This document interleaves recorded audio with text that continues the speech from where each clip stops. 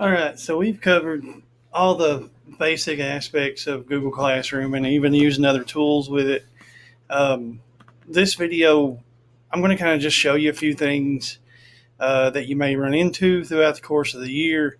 Um, but one thing to keep in mind is always remember that your class code is always going to be the same. If you have new students enroll, anything like that. If you need to remove a student that has, transferred schools or whatever, you can always come in here to the student list and do it from there. Um, a few things though with settings, I wanted to show you guys some advanced stuff from in here. You can always change the name of the class in your settings. And one thing I should mention too is that this little gear icon is always going to be your settings. These are your Google Apps, and this is your user profile. But here we can change anything that we want to about our class, and you'll even see that you can change the class code, but it only lets you reset it. It doesn't actually let you put in something that you yourself would like to use. So that's something to keep in mind. This is one setting too that I always change. Like students can post and comment in the stream. If I go back and show you the stream, this is the stream, and it's kind of like Facebook. So like if I want to say something here, I can say it. And the thing about that setting that I just showed you there is that means the students can do that as well. So you can say that students can only comment, or only teachers can post and comment. So I will say students can only comment because most of the time they're commenting to you, and that's they're going to be appropriate there. So that's another feature that I wanted to show you. Couple other quick things.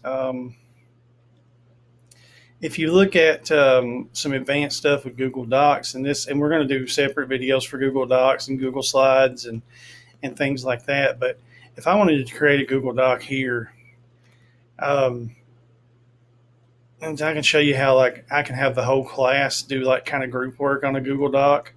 Of course, this is going to be a situation where you would have an ultimate goal in mind. But let's say that somehow or another I wanted them all to type something in each one of these boxes because it was a certain category or whatever. Now that I've edited this document, I can come here when I assign it, and I can say that students can edit file. And the thing about that is that when the students can edit the file, they all can edit at the same time.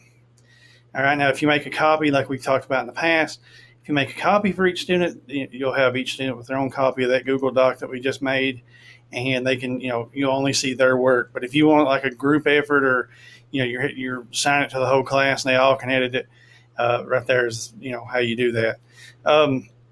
Also showing you a couple other advanced features.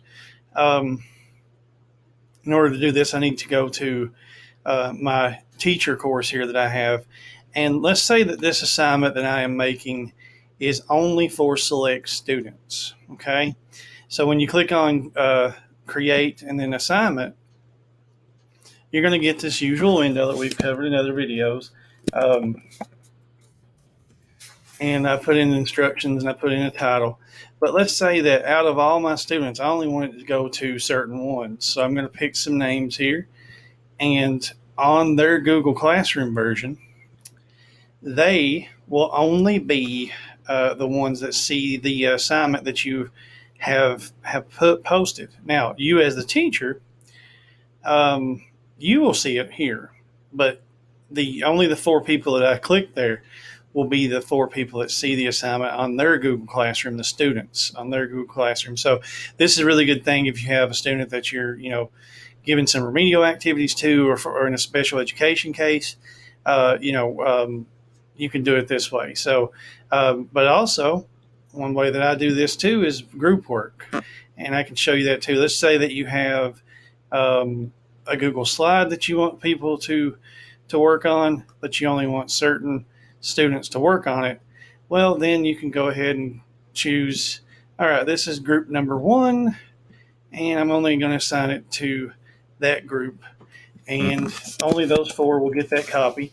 And make sure you say students can edit the file, and only those 4 students will get that Google slide, and they will be able to edit it. Hope these advanced tips help.